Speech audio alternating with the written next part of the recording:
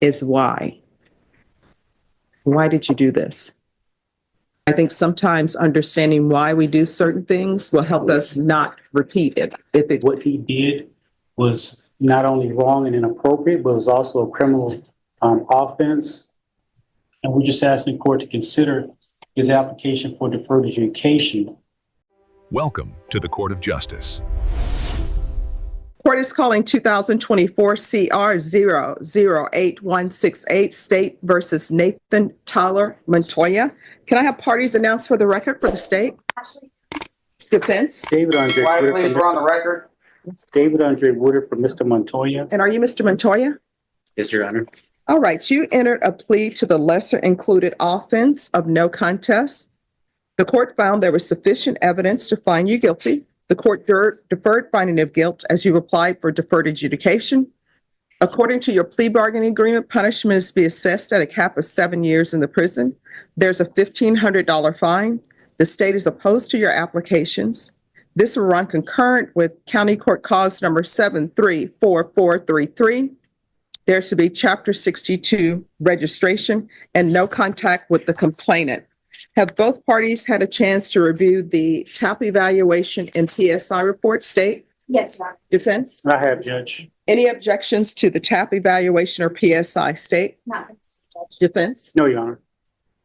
All right, state, you are opposed. Do you have any witnesses? We do not, Your Honor. In lieu of the witness, we do have a letter from one of the witnesses, will enter it in as State's Exhibit A. I believe there's no objections.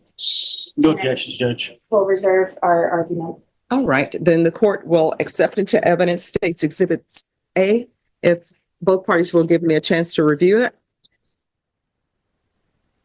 All right, if you'll give that to the court reporter. Yes, Thank you. And if you could, I think it's marked on the inside as State's Exhibit, correct? it is. All right, defense, do you have any witnesses? No, Your Honor. Only argument. All right, then the court will hear argument. State, you are opposed? We are opposed, Your Honor, but we'll reserve. All right, defense. First off, Judge, looking at the PSI on page 2, this is Mr. Montoya's first interaction with. Just one moment. Excuse me, counsel. If you, Ron, if you all could just move to the other end.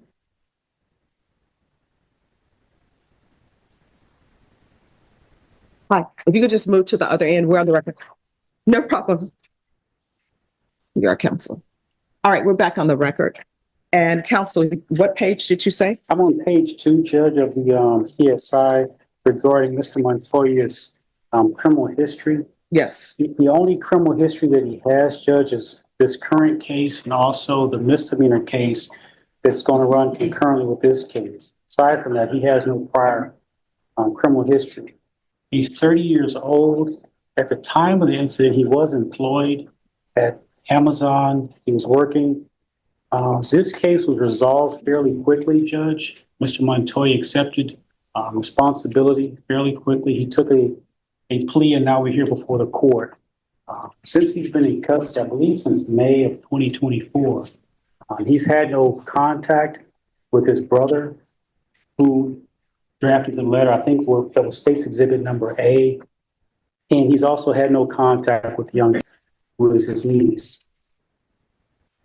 Speaking with him, he realizes what he did was not only wrong and inappropriate, but it was also a criminal offense.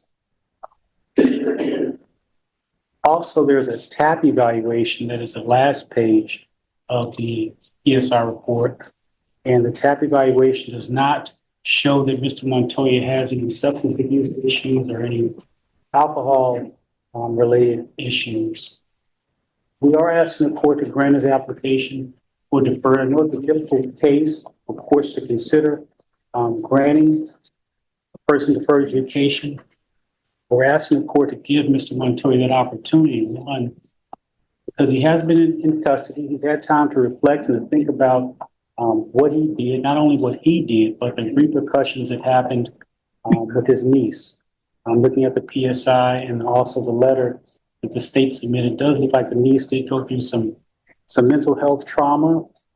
She likely would still continue to experience, but she has been doing well in school. There will be no other contact with Mr. Montoya and the niece.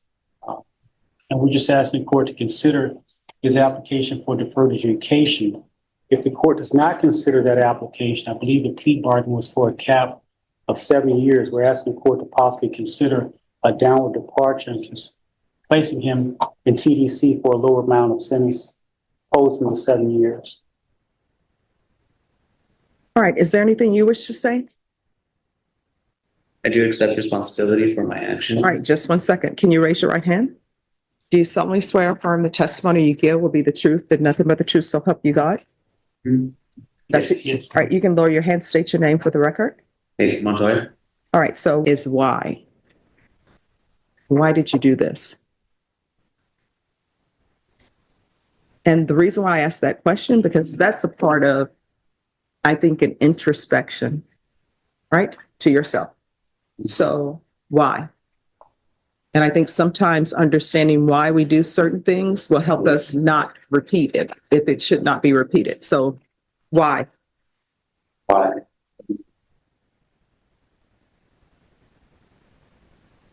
I believe I do need more self-reflection to understand as to why it was something that should have never been have done.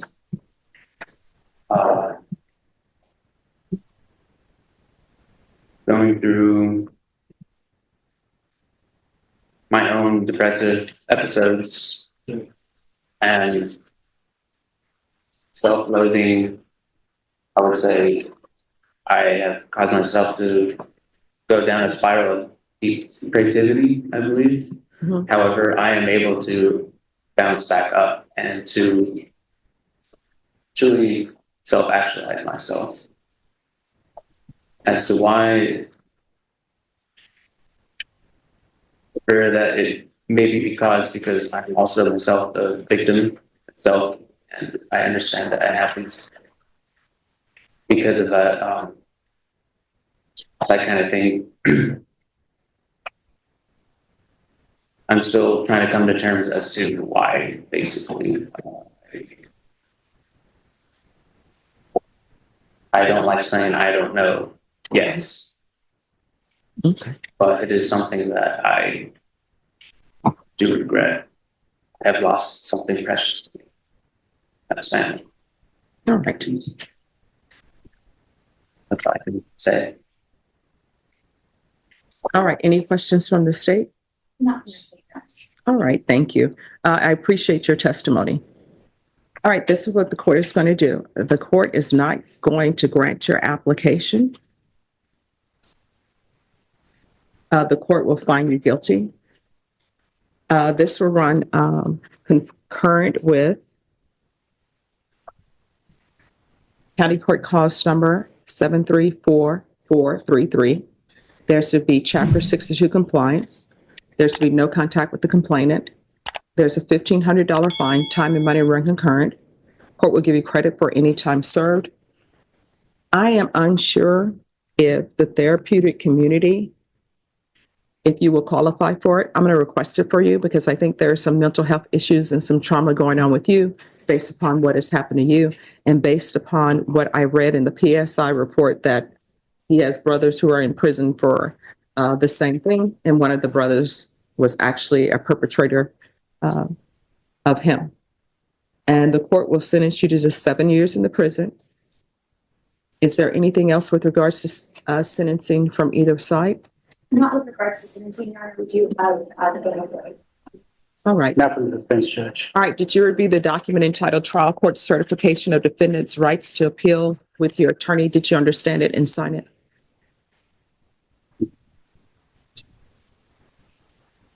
Yes, Your Honor. All right, because this is a plea bargaining agreement, because I followed your plea bargaining agreement, and because you waive your right to appeal, you do not have the court's permission to appeal. Because this is a felony conviction, you're not allowed to own or possess any weapons or ammunition. If you have a question of what a weapon or ammunition is, you'll need to speak to an attorney. Do you understand? Yes, Your Honor. All right, we can go off the record. With regards to the therapeutic community, you will still have to request that. It doesn't increase the time that you're in custody, but it can help you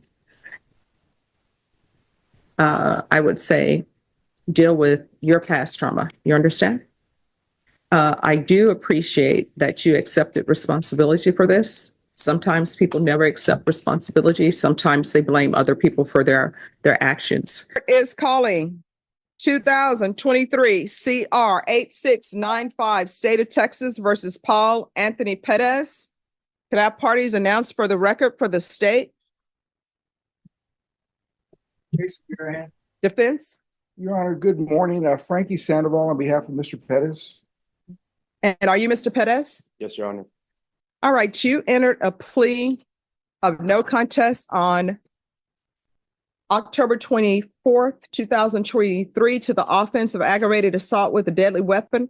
According to the plea bargaining agreement, punishment is to be assessed at a cap of 6 years in the prison. There's an affirmative finding of deadly weapon and the state is silent on your application and there's to be restitution. Have both parties had a chance to review the PSI report, state? No, I haven't. Unaware that Mr. Sandoval was here.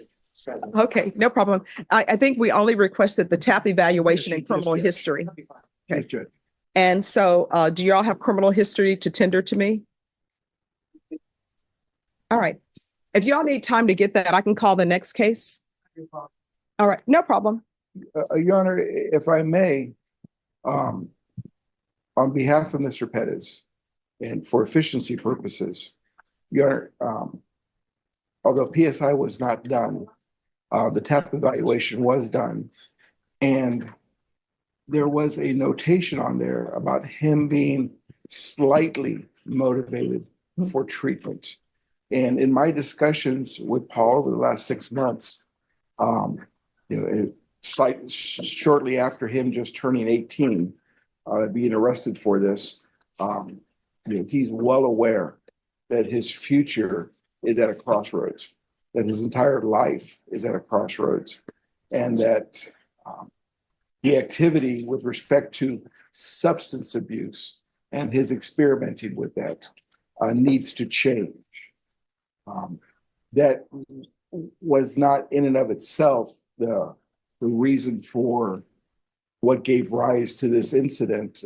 Through no fault of his own, financial hardships led his family to living in a, for lack of a better term, a group home, which was a highly stressful situation.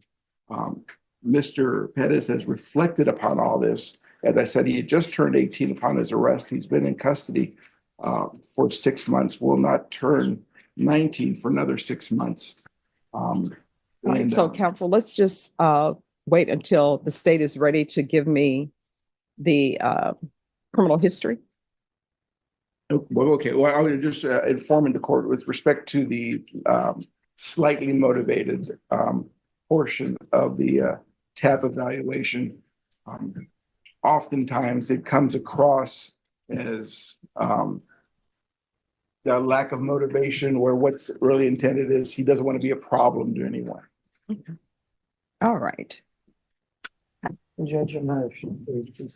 Thank you. Any objections to the court reviewing the? No, Your Honor. In fact, we appreciate it and Just judicial dialogue, Your Honor. All right, thank you. That's as an adult and then PS and previous juvenile.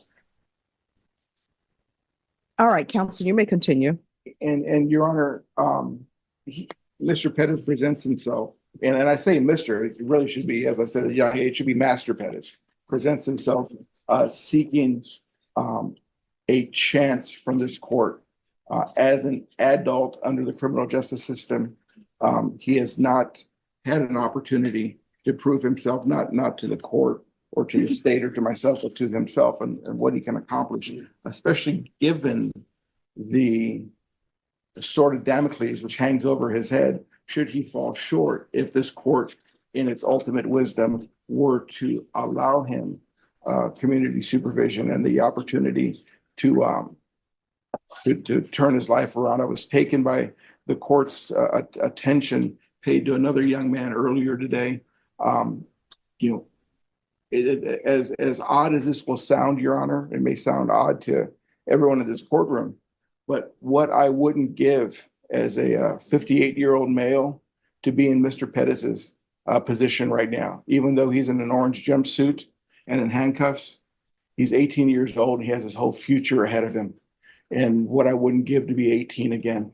And if, if he only knew now what I know and what we, the judge is far, far away from my advanced years, but what we now know. And it's given the totality of the circumstances of this young man's life,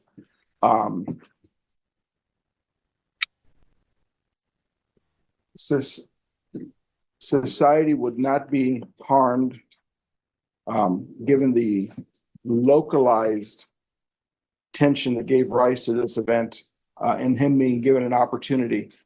And if that opportunity also includes, we've discussed, Mr. Pettis and I, the necessity of some sort of substance abuse treatment, even inpatient, to begin the process, to allow him to, again, not prove himself to this court or myself or Judge Garahan or anyone else, but to himself that this is not him. And it does not have to be him, nor does it need to define him. And Mr. Pettis presents himself to this court. Should the court have any inquiry, or should Judge Garahan have any inquiry of him? All right. State, you're silent on the application, but according to the plea, it's a cap of 6 years. And it's a cap of 6 years silent.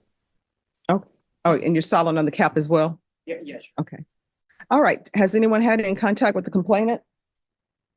He had some previous contact, Your Honor. They're aware of the, All right. Anything you wish to say, Mr. Pettis? I just want to say that I know what I did was wrong, and I'm very sorry. So can you raise your right hand for me, please? Do you solemnly swear or affirm the testimony you give will be the truth and nothing but the truth, so help you God? Yes, Your Honor. All right, you can lower your hand, state your name for the record. Paul Pettis. All right, so what were you two arguing about? We weren't arguing about nothing. I literally just got out the shower and he attacked me. That's not what it says in the stipulations. That's what it should say. That's not what it says. Do you want a jury trial? No, I don't.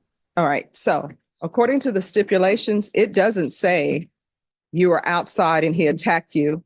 So you say you just got out the shower and that's when he attacked you.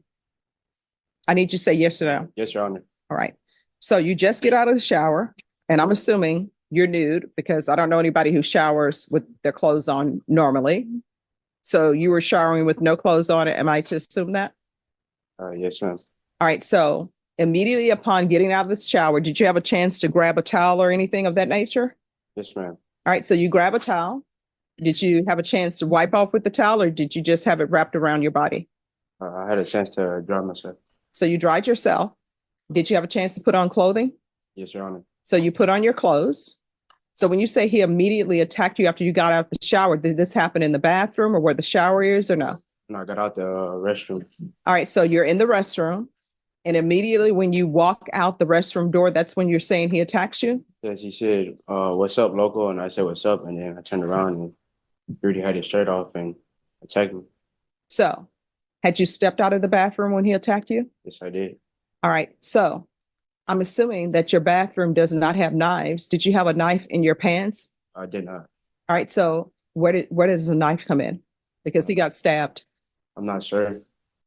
Well, I mean, it says you had a knife. So from the time you're saying he attacked you in the bathroom, you dry out, you come out, there are no knives in the bathroom. So where did you get the knife? I don't think it was a knife. I think it was scissors. All right. Okay. Is there anything else? Your Honor, on behalf of Mr. Pettis, again, this living arrangement judge, due to the financial circumstances his family was going through, was very tension-filled. Whole bunch of folks living in and it's no excuse. As he said, he apologizes for his action. And listening to the court's dialogue with Mr. Pettis, for clarification purposes, I want to stress that Mr. Pettis is relaying these facts to a court with an 18-year-old's mindset, and not seeking justification, Judge, but just seeking some path to the best outcome possible. I don't, and no deception. And this is from my 6 months of working with Mr. Pettis and having visits with him. He's always come across as very articulate, very polite, very courteous, and has helped me in structuring possible defenses. As the court may be aware, there was a time where Mr. Pettis came forth and explored the possibility of maybe seeking other counsel, and we worked through that. And so he's maturing, and I believe that given the opportunity, that path of maturation can continue. All right, Mr. Pettis, I want to let you know that I listened to everything you said. I always reread everything and look at everything, and I'm taking in consideration your age. But according to the police report that I reviewed, the complainant got stabbed and it went through his lungs. Could have died, right? Yes, Your Honor. So I'm not going to grant your application. I'm going to find you guilty, but taking in consideration your age, I am going to sentence you to 4 years in the prison. The state will add a cap of 6 years. Give you credit for any time served. There's an affirmative finding of deadly weapon. There's to be no contact with Omar Morales Sastre, Sastre. Going to show you what's entitled Trial Court Certification of Defendant's Rights to Appeal. Did you review that with your attorney? Did you understand it? And did you sign it? Yes, Your Honor. All right, because this is a plea bargain agreement, because I followed your plea bargain agreement, and because you waive your right to appeal, you do not have the court's permission to appeal. Because this is a felony conviction, you're not allowed to own or possess any weapons or ammunition. If you have a question over what a weapon or ammunition is, you'll need to speak to an attorney. Do you understand? Yes, Your Honor. And counsel, if you think it's appropriate, I'll request for him to be placed in the therapeutic community to address any mental health issues, if he has any, or drug issues. Your Honor, any courtesies that could be extended by this court and its wisdom would be appreciated. All right. And Mr. Pettis, you'll need to request the therapeutic community as well for them to even consider it. You understand? Yes, Your Honor. All right. We can go off the record. I realize that you're very young. I realize that going to prison or either going to the Bexar County Jail, any time that you do where you're not free is a lot of time, even 24 hours. But do not go to the prison and become institutionalized where you think that's the place to be. You can go there, you can get your GED, you can get a college degree, and they do not charge you for it. You understand? Yes, Your Honor. All right, good luck to you, okay? Okay. Nathan Montoya stood in Judge Stephanie Boyd's courtroom, hoping for deferred adjudication. His defense pointed to his clean record and his job at Amazon. He said he accepted responsibility. But when Judge Boyd asked why he committed the offense, Montoya froze. He rambled about self-loathing and spirals, but never gave a real answer. The victim's family then delivered a powerful statement. They spoke of broken trust, emotional chaos, and the lasting scars left behind. They told the judge that Montoya had destroyed their sense of safety and peace. The mother's voice did not waver. Judge Boyd listened carefully. Then she ruled. She denied his request for a second chance, found him guilty, and sentenced him to the full 7 years in prison. As deputies moved in, Montoya collapsed emotionally, shouting at the family. Judge Boyd remained calm, firm, and final. In that courtroom, accountability wasn't asked for, it was demanded.